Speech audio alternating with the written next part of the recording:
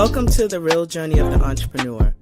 The journey of any entrepreneur begins with a decision, then writing down your vision, then the execution of that vision. It is not for the faint of heart. It is for those who understand how powerful your mind is and that you can truly create the life that you deserve. It does require a unique formula that includes belief in yourself, a lot of consistency, connecting with an OG, a lot of tears, missing out on a few events and things, and taking a whole lot of risks that will allow you to see your vision and dream come to pass. This journey of the entrepreneur is from the perspective of a wonderful mother, a business owner, whose goal is to break generational barriers and normalize the process of wealth building and financial wellness through entrepreneurship, all while creating a social and give back along the way. I am sharing this journey with you and invite you to share this process with me. Let's do this together. It's my own, but you have to feel comfortable to own it. Yeah, absolutely. Right? I will always support you. Thank you. Welcome to the real journey of the entrepreneur. When I think about motherhood and the space of entrepreneurship, it is two of the most scariest things that anyone who has chosen to be a mom can do. I love being a mother. I love being able to smile, share, grow, have my CEO in the making, observe what it's like to be a business owner, to be able to use the things that are coming out of my mind and create, being in meetings, doing community work, and creating a space that we want to create for long-term wealth. Both are equally challenging. Both are equally scary, but the beauty about being in this space of duality lets me know that when I see her smile, when I see her laugh, when she challenges me to be a better person, I know that I'm doing what I'm supposed to do. Well, hey there, good people. Hey there. I am so excited to have you join us for another episode of The Real Journey of Entrepreneurship. And guess what, friends? I am not alone. And I always say that I have the best seat in the house because I have courageous entrepreneurs out there who are really, living, dreaming, and creating a space for themselves, their families, and the communities. And my next guest is absolutely no different. I have the good benefit and privilege to say that someone is a part of my crew. And a part of my crew means that I have the opportunity to be able to share and exchange ideas, to build, to learn from someone who I met now, I want to say almost a year ago. We happen to have been strangers in business until we were able to connect through one specific space. And yes, definitely a part of my crew. Definitely excited to have the founder and CEO of VeeKast on the real journey of entrepreneurship. And I'm going to tell you, not a hidden secret, right? Because if you happen to be following, liking, and sharing my page at 11375, you will note that we had a business brunch. And also there was a video, and the video was produced by none other than a team at VeeKast under the leadership of Mr. Donvil Collins. So without further ado, welcome to the real journey of entrepreneurship. Donvil! It's so good to have you on the show. How are you, friend?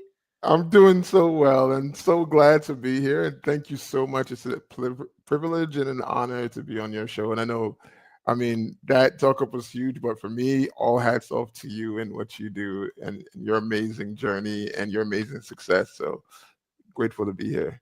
You see, this is why you got to have good friends because Donville knows the struggle, right? Behind Oh yeah. all of the success points is a lot of struggle. So I thank you for shouting me out. And let's get to it, Donville. Let's talk about who are you? What do you do? All things VeeKast and Donville. Yeah, absolutely. So again, so I'm the CEO of VeeKast. At VeeKast, we're a full service video production house helping corporate and nonprofit clients with their video production, communication, recruiting videos, all videos, just full service, anything video, as well as an audio visual provider for events, providing screens and audio, sound, lighting, all of that. So anything tech, creative, and storytelling, that's our wheelhouse. Outside of business, I'm a husband, a father of four, and just all around, just blessed on all sides. And what inspired you to start your business? Where did all this inspiration come from? So it started when I was very young. I had a passion for technology.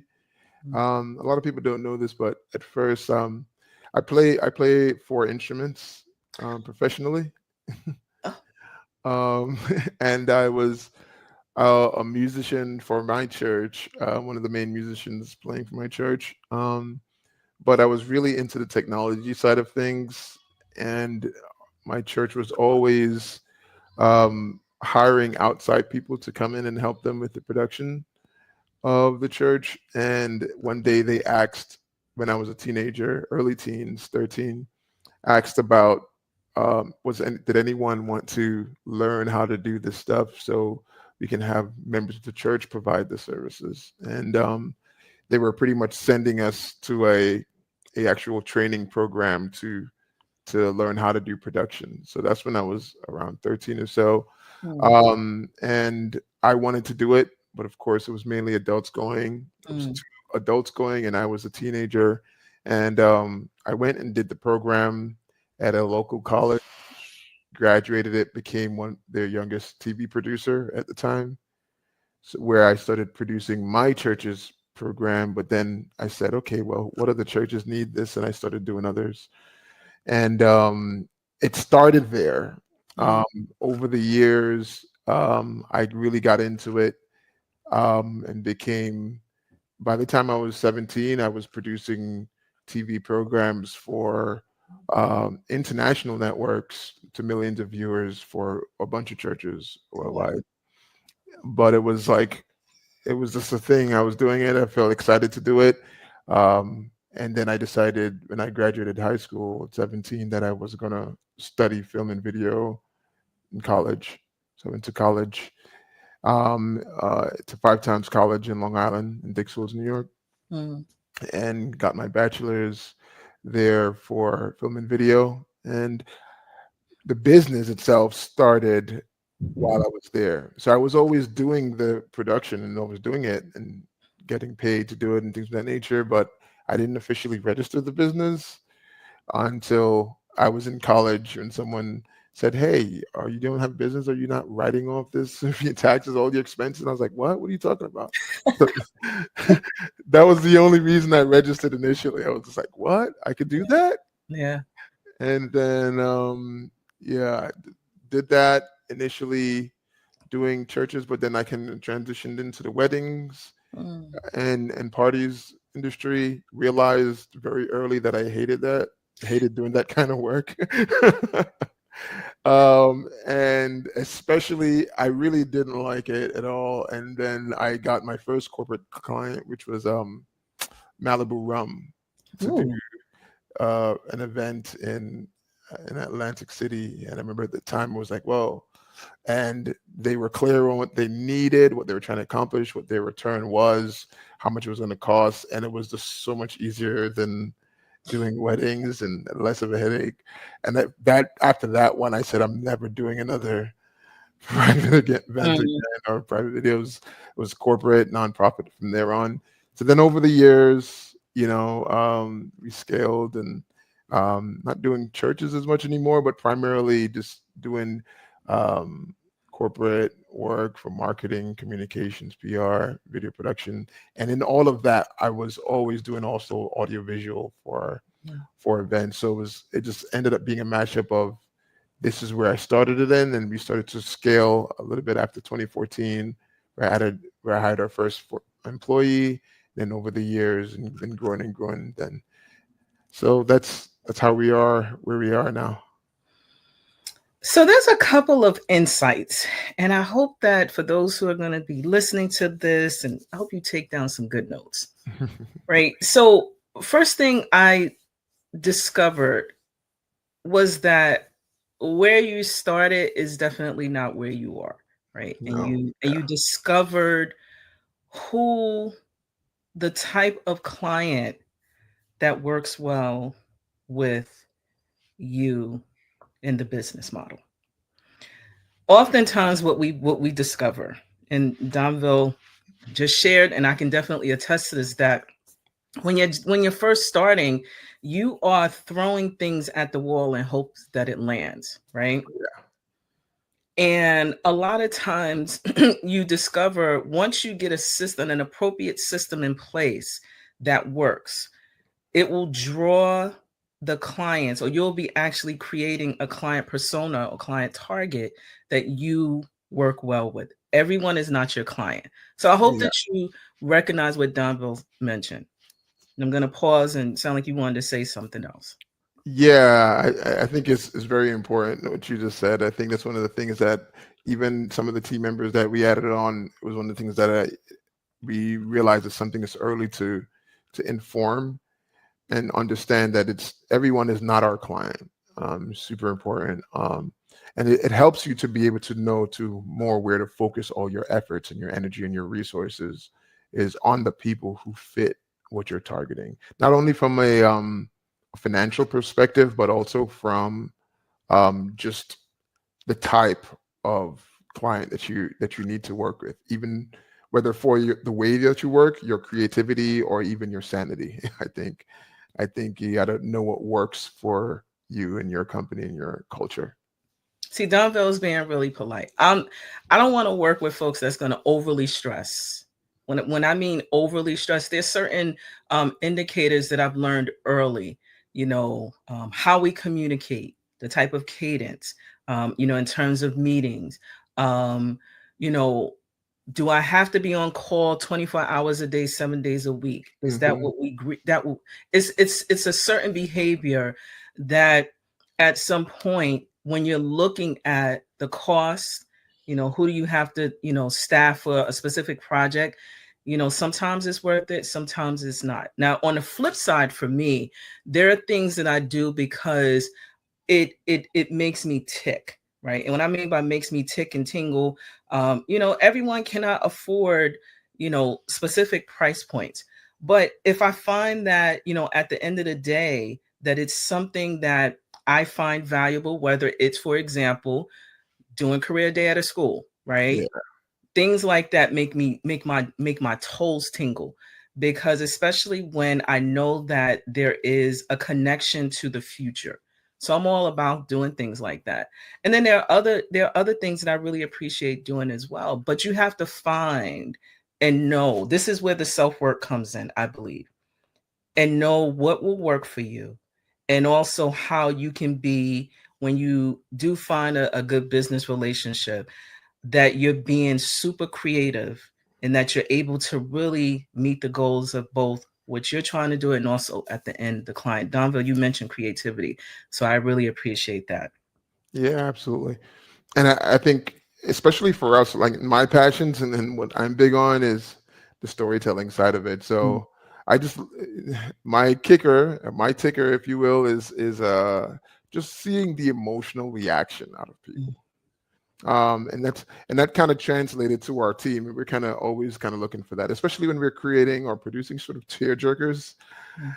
we don't we don't need any additional money for that. All we literally need to know is how do people react, Mm, and then we're like, we got wings, we could fly after that. It's just huge.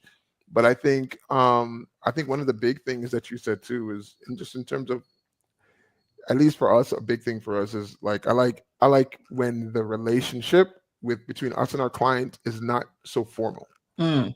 So even with our team, it's a big thing, and especially bringing new people on, that they feel like you gotta use this special like businessy language. And I'm like, no, like you need to we want to develop relationships with our clients where we can, after the job is done, we can sit down and get a drink, we could hang out. That's the kind of relationship that we rather to have.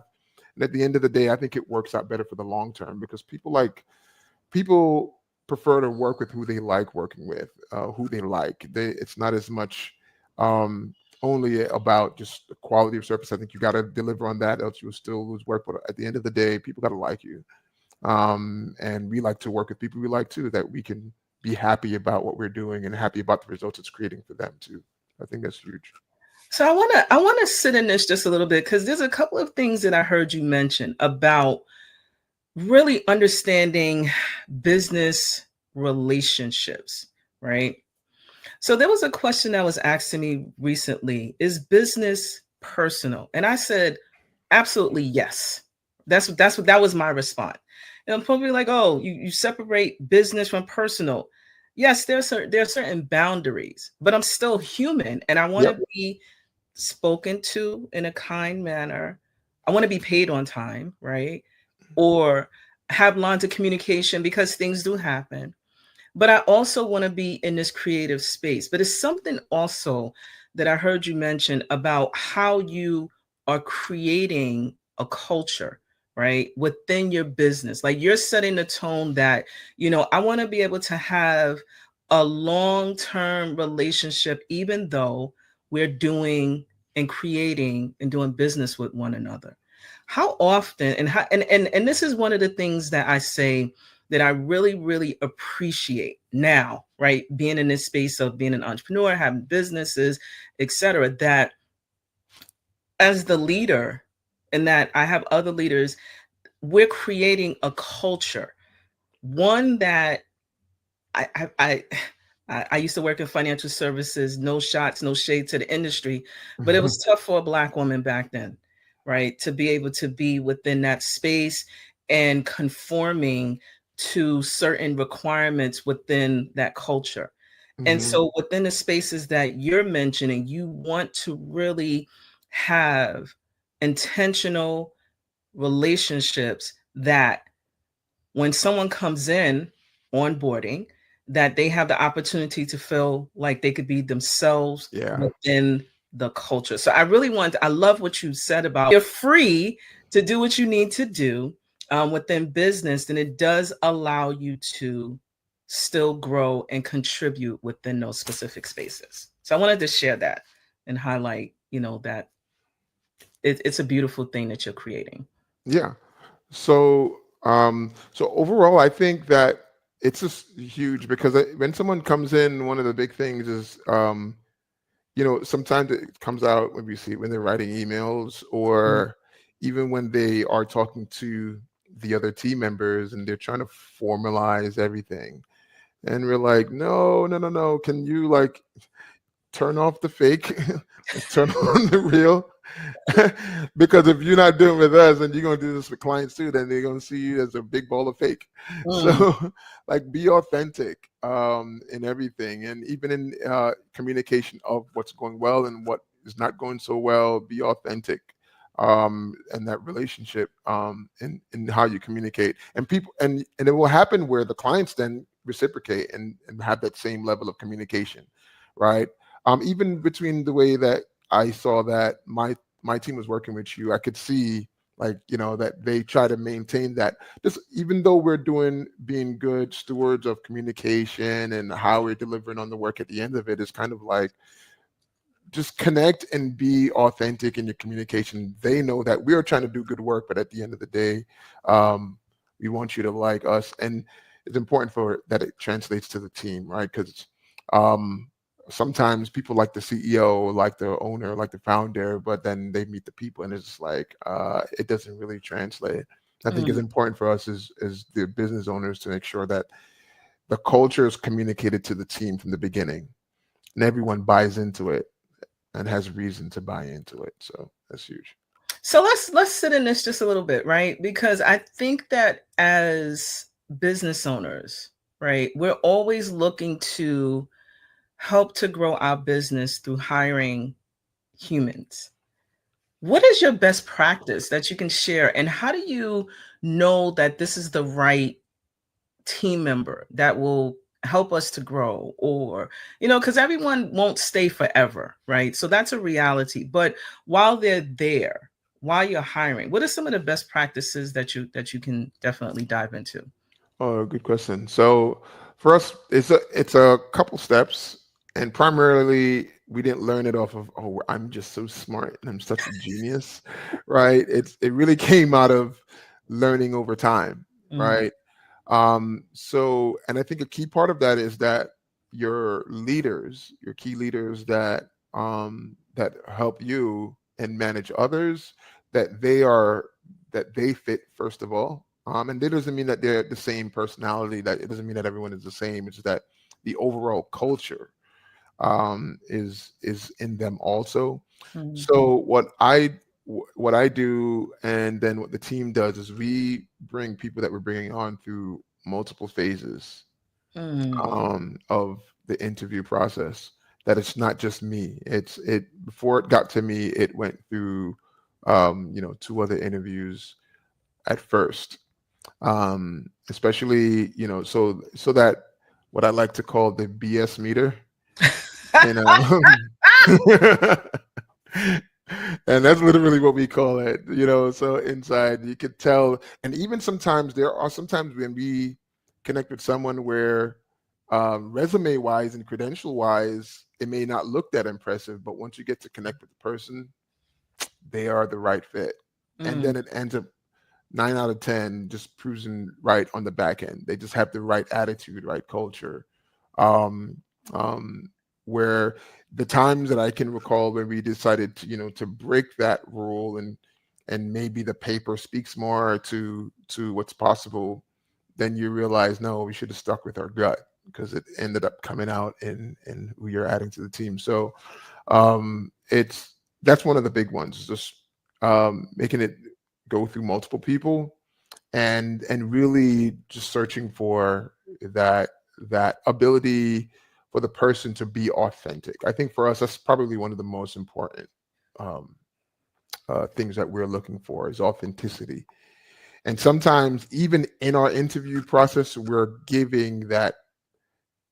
communicating that permission to be authentic, you know, and don't feel like you need to put on a mask. So, um, yeah, that's one of the things we do.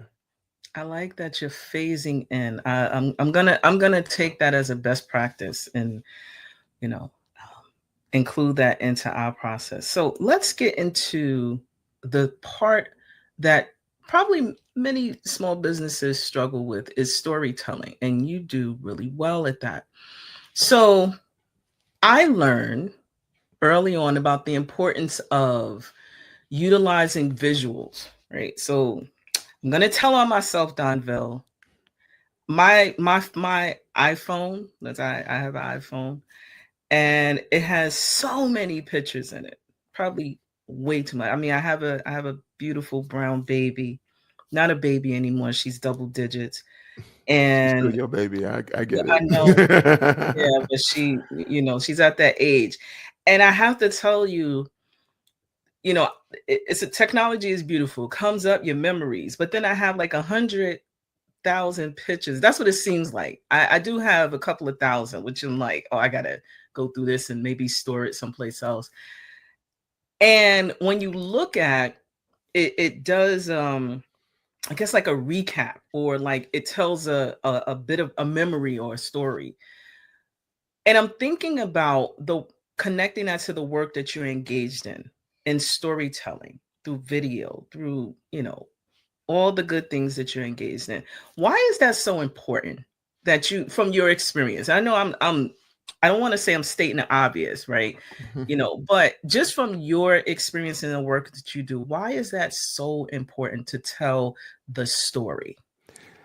I'll start with the short answer and then I'll kind of dive into it a little bit more. And the short answer simply is people connect much easier with a story. Mm, People remember stories much easier.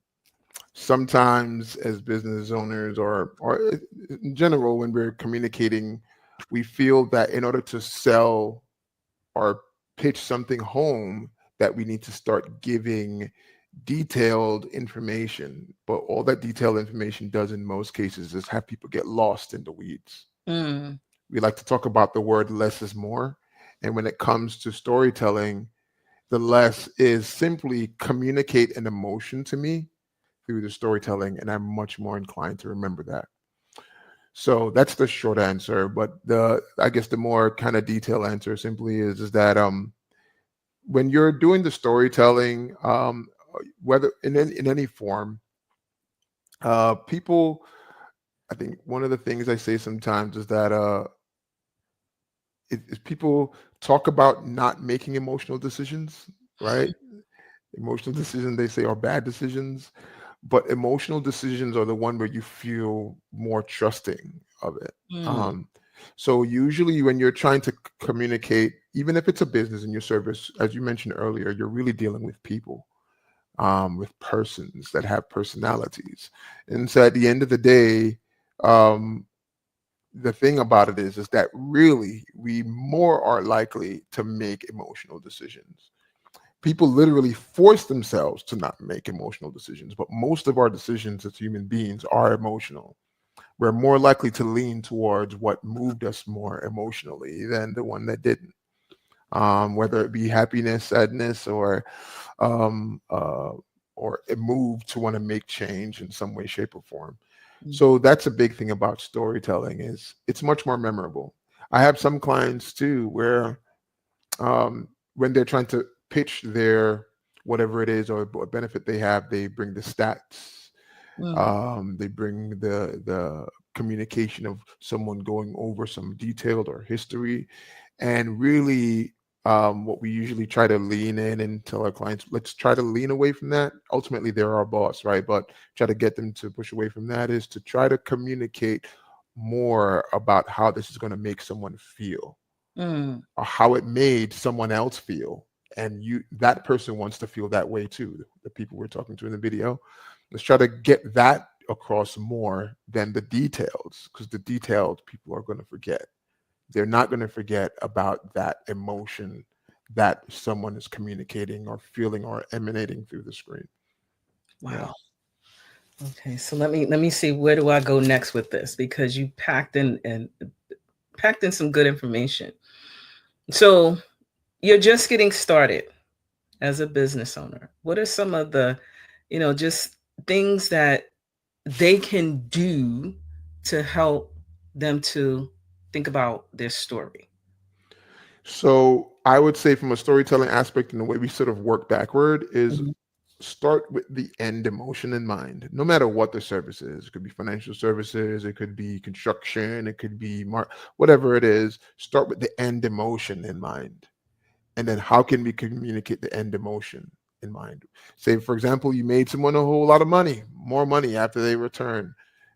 Let's try to get that communication of how the end result made them feel on screen before you focus on what we could do, focus on what it created, rather than just simply what we can do. So that's usually what I'm thinking about. So even from someone that is doing it independently, and I'm not even talking about video in whatever your communication, right? Video is a good way to do that, but overall, in whatever your communication is, and you're just getting started, um, try to communicate your story about what the end goal emotion that is going to be created from your service is going to create. Like that's what you want to communicate first, because people are going to remember that first. When you communicate that, then they want to dig into, well, how? Mm, Tell me what. Then they might ask about the stats, but they're first going to remember the outcome result. Do you often, thank you for that. Do you often get, um, because we're in such a, what I call a transformative age with AI, um, that I can do what you do, because AI exists. I know that, or does that even come up for you, as one of the concerns that are happening with technology as we're moving at such a rapid rate? Any thoughts about that? Yeah. To be honest, I love it. Um, at the end of the day, I think sometimes when new things are coming in, we as individuals, everyone can sometimes get fearful or be concerned about what jobs is it going to take away or something of that Mm, nature. But I'm always looking at it more so, well, how can we be first in it since it's new and it's hot? right. How can we take advantage of it? Not only for us as a production company, but even for our clients in their perspectives, or any of you that are watching in your perspectives, is taking advantage of AI. So for us, we don't even look at it as a threat, right? Mm, I look at it more of an asset.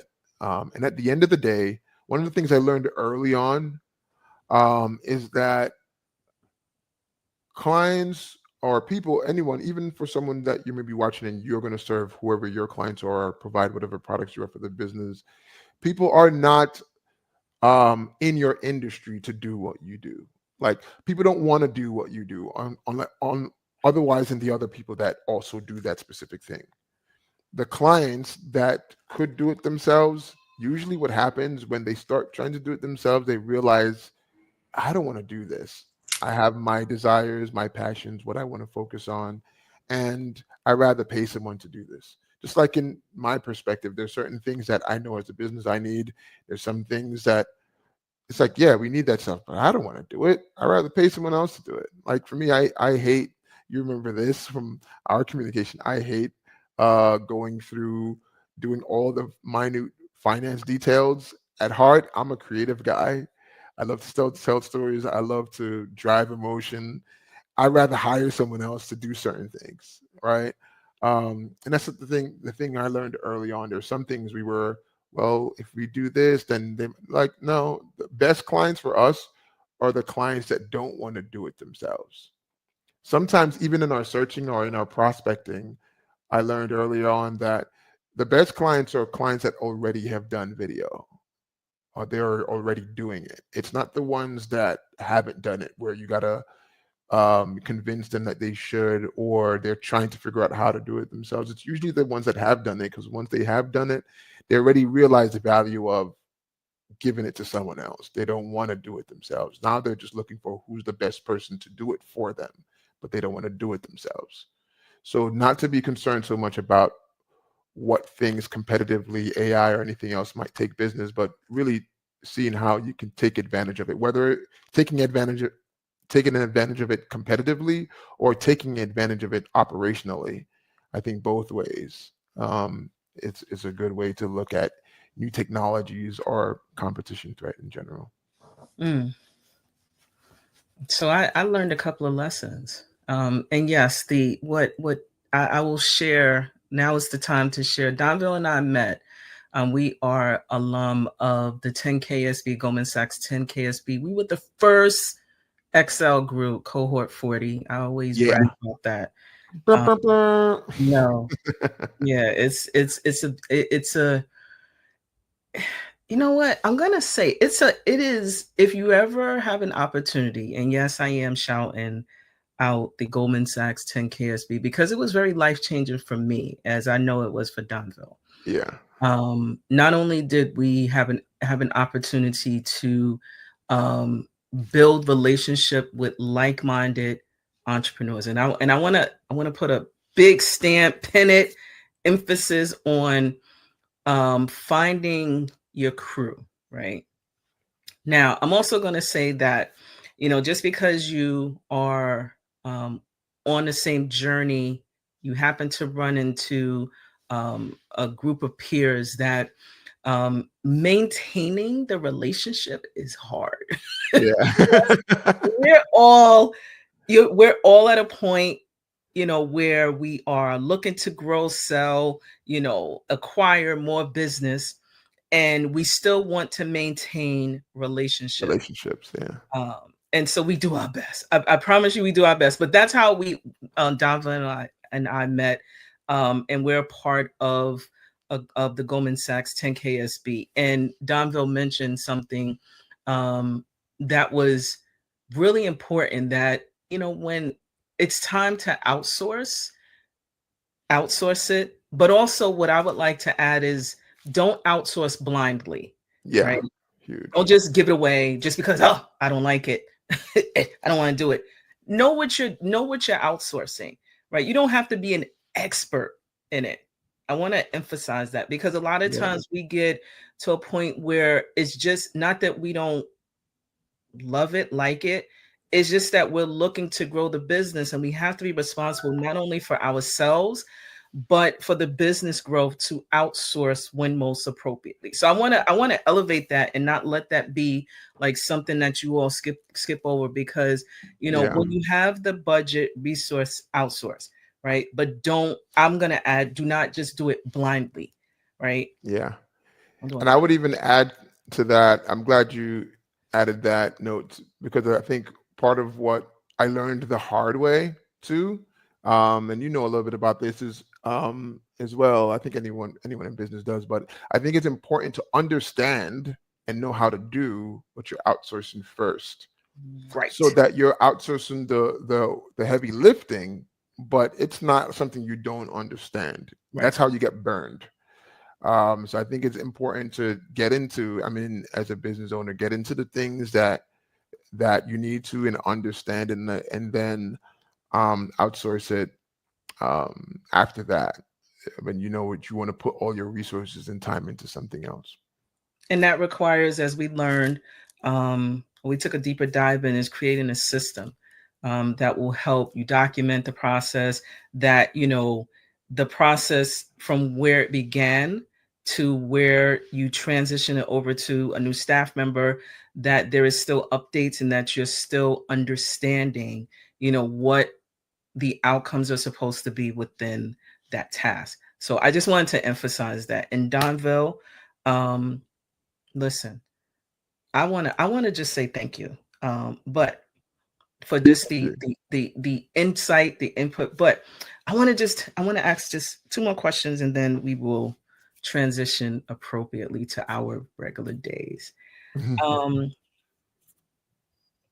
what is the one thing that you wish you would have known, given that you have all this wealth of insight and information before starting this journey?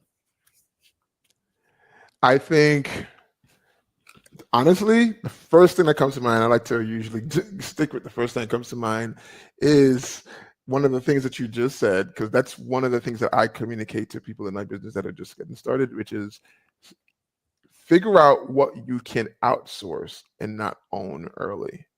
Mm, I think one of the things as new business owners we do is we try to, once you kind of figure out what you need to do and you don't know, you try to buy a bunch of stuff and you try to do every single part of the process, and you don't realize that there's some things that even if you're directly providing it, you don't need to own it directly initially, else you're putting a huge burden on yourself to now not only try to build this business, but now try to keep up with this responsibility that you've taken on.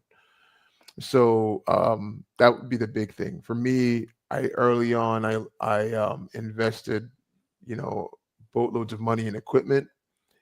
Didn't know much. Didn't realize. Didn't really know what depreciation was. Didn't understand how quickly some types of equipment depreciate.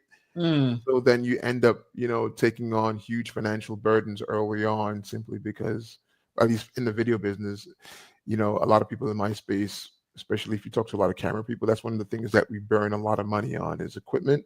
And some of that stuff you learn early on depreciates really quickly. And you could have rented it when you needed it as opposed to owning it mm, and mm, end up spending way more money on it over time. mm. So it's one of those things that um, that's the first thing that comes to mind, at least, is that. And then secondly, hmm, Secondly, I would say is partnerships. The importance of creating good partnerships or connections with other organizations or businesses that support or are involved in your types of business that don't exactly do what you do. And sometimes doing what you do, but maybe capacity wise, you can support each other. Because that in and of itself is a faster path to growth that I didn't know early on. I learned it over time. The the value of connecting and building relationships and networking with other businesses in the same space.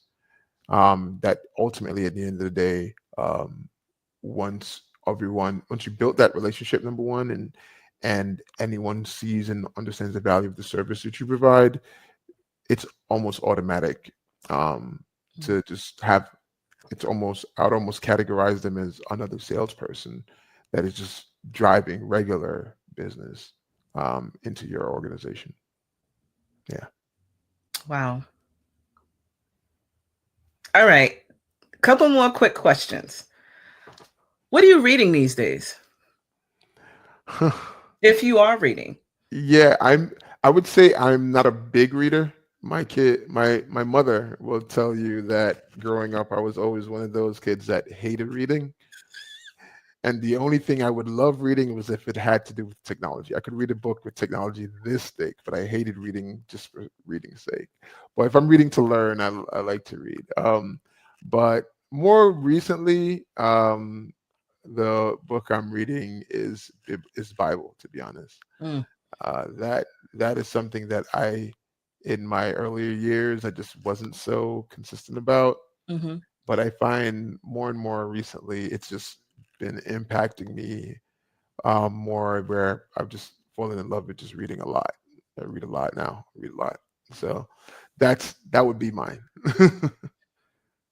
If you can have business, you can have dinner, I'm sorry, with one business leader, one, who would it be? Good question. The, it- I don't know if anyone or everyone might know this person, but that one person for me would be Grant Cardone. I do know Grant. Yes. Yeah.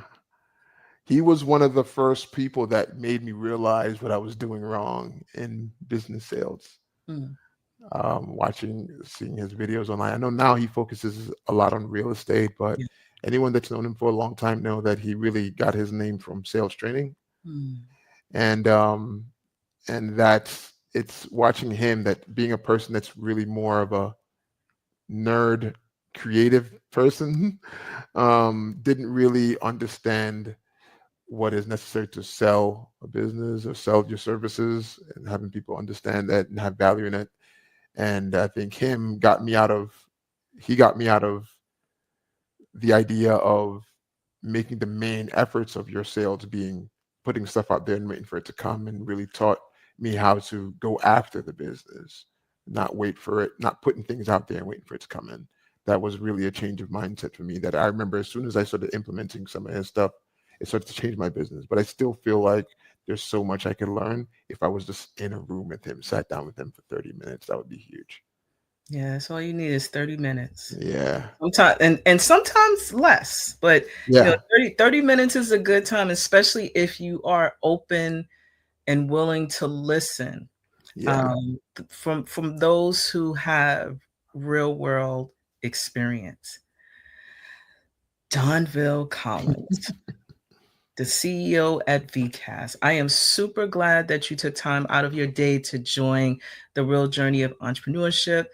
And here you go, because I know you all are going to try to ask me, well, how can we get in contact with folks at VeeKast? So, to connect with Donville and his team, please visit VeeKast.com, on the social platforms as well at VeeKast.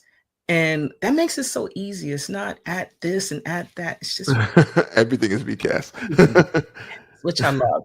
And so, Donville, I thank you so much for taking time out of your schedule. I look forward to remaining connected and popping in. But I also want to thank you again for having work with your team for a second year in helping me to create a story of impact through the Full Circle Business Brunch experience.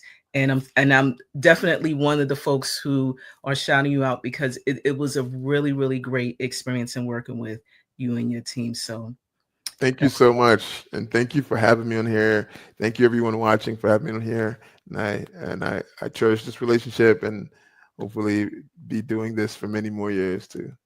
that's awesome. Thank you so Thank much, you. Donvil. Take good care. Thank you. Bye. So, folks, I am going to tell you that even within this space, right, it's still wonderful, beautiful, but I'm also going to share because when you have the opportunity to be in connection with the CEO of really a production, dealing with events and all these phenomenal things. I actually just want to share. I have permission to share the additional why. I think that the story has been told, the why, but here's more information about VeeKast that I will share. Why choose VeeKast? For over 15 years, we have been simplifying the process for our clients to get high quality video production and event production. You don't need to have experience creating impactful videos or high-end events. You don't have to know the jargon or technical terminologies. We speak your language and get it done at a high level. People also choose VeeKast because we specialize in emotional video storytelling that pulls at the heartstrings.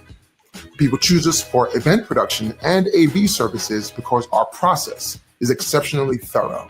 Nonprofits enjoy our fundraising experience, especially due to our proprietary Fundometer technology. We tailor the process to you so you can be hands-on or off. Don't take my word for it. Take a look at our portfolios for video production and event production here on our website.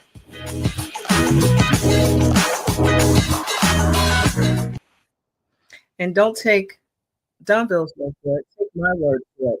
But I think it's really important to have the opportunity to be able to share a real world experience. So thank you, Donville, for taking good care of the 11375 team and also being able to share your experience with us. So on that note, I want to say thank you very much for taking time out of your schedule to join us today. Please don't forget to like, share, and follow us at 11375. And also, it's 11375 on all of the platforms, just like VeeKast. And so I want to thank you so much for taking time out of your day. Look forward to seeing you again on the next episode. Thank you so much for joining. So long. Welcome to 11375. My name is Anita Pierce, and I am your Chief Experience Officer. At 11375, we offer strategic alignment solutions specific to you and your business goals, and also connecting everything with social impact. So if you are looking for a really amazing organization where we help you to focus your strategy and connecting it with social impact, please do not hesitate to reach out to us. We are on all the social platforms, and you can contact us at 11375.